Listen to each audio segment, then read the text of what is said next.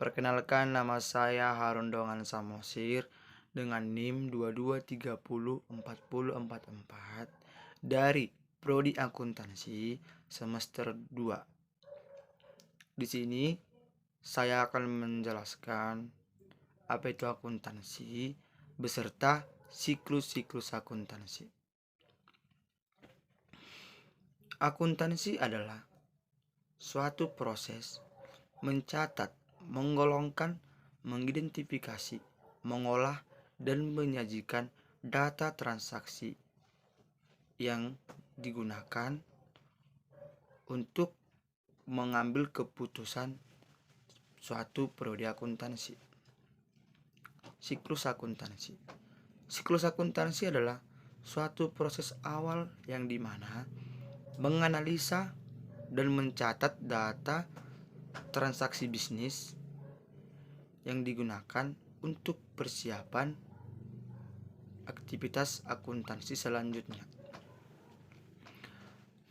Siklus akuntansi dimulai dari transaksi. Di dalam transaksi terdapat bukti transaksi yang dimana di dalam bukti transaksi tersebut menandakan bahwa kita sedang melakukan transaksi, baik itu pembelian, penjualan, pendapatan, pengeluaran, dan lain sebagainya yang tertera seperti dalam bentuk cek, bentuk bond, berbentuk resi, dan lain sebagainya. Dari bukti transaksi tersebut kita akan melakukan yang namanya penjurnalan. Jurnal itu terbagi dua, yaitu jurnal umum dan jurnal khusus. Di dalam perusahaan jasa, jurnal yang digunakan yaitu jurnal umum. Melainkan di dalam perusahaan dagang yang digunakan jurnal umum dan jurnal khusus. Kenapa? Karena di dalam jurnal khusus itu mencatat transaksi-transaksi pada perusahaan dagang yang dilakukan berulang kali agar bisa lebih terperinci, seperti jurnal pengeluaran kas, jurnal penerimaan kas, jurnal penjualan, dan jurnal pembelian. Dari kedua jurnal tersebut kita akan memposting ke buku besar, yang dimana akun-akun yang ada di jurnal umum dan jurnal khusus dapat kita posting ke buku besar sesuai dengan akun-akunnya. Misalnya akun kas dipisahkan hanya kas saja, berapa sih jumlah yang berhubungan dengan kas. Akun piutang hanya piutang saja. Nah, di dalam buku besar juga ada yang namanya buku besar pembantu. Nah, buku besar pembantu itu terbagi dua, buku besar pembantu piutang dan utang. Nah, di dalam buku besar pembantu utang dan piutang ini hanya membicarakan tentang utang dan piutang, yang dimana lebih menjelaskan yang berhubungan dengan utang. Semisal di suatu perusahaan, misalnya nama perusahaannya PT Japa, memiliki utang kepada PT Campiro sejumlah 1 juta. Maka di dalam buku besar pembantu utang, jumlah utang yang dimiliki oleh PT Japa tersebut akan tertera sesuai dengan datanya. Nah, setelah dari buku besar, kita akan membuat namanya neraca saldo, yang dimana neraca saldo ini akan membuktikan bahwa kegiatan yang kita lakukan dari transaksi, dari jurnal, buku besar, bahwa itu benar.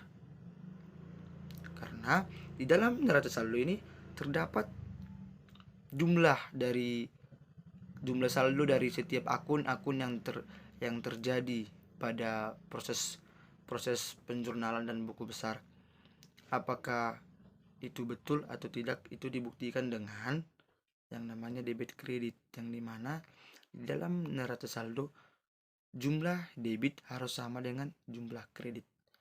Jika tidak sama, maka itu pasti ada kesalahan pencatatan di di antara jurnal maupun di pembuatan buku besar.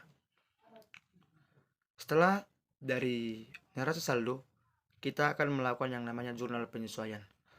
Jurnal penyesuaian ini dilakukan apabila ada transaksi atau jurnal yang perlu disesuaikan, baik itu tentang pendapatan, tentang perlengkapan, peralatan, dan lain sebagainya. Nah, setelah melakukan jurnal penyesuaian, kita masuk ke dalam yang namanya kertas kerja 10 kolom, yang dimana yang pertama itu neraca saldo debit kredit, jurnal penyesuaian debit kredit, neraca saldo setelah penyesuaian debit kredit, laba rugi debit kredit, dan neraca debit kredit. Setelah melakukan kertas kerja 10 kolom, kita masuk ke dalam laporan keuangan yang terdiri dari laporan laba rugi, laporan arus kas, laporan perubahan ekuitas atau perubahan modal, laporan neraca. Setelah itu kita masuk ke jurnal penutup. Di dalam jurnal penutup ini kita akan menutup yang namanya akun-akun nominal. Dan setelah jurnal penutup, kita menyusun neraca saldo setelah penutupan. Di dalam neraca saldo setelah penutupan, kita hanya mengisi akun-akun real.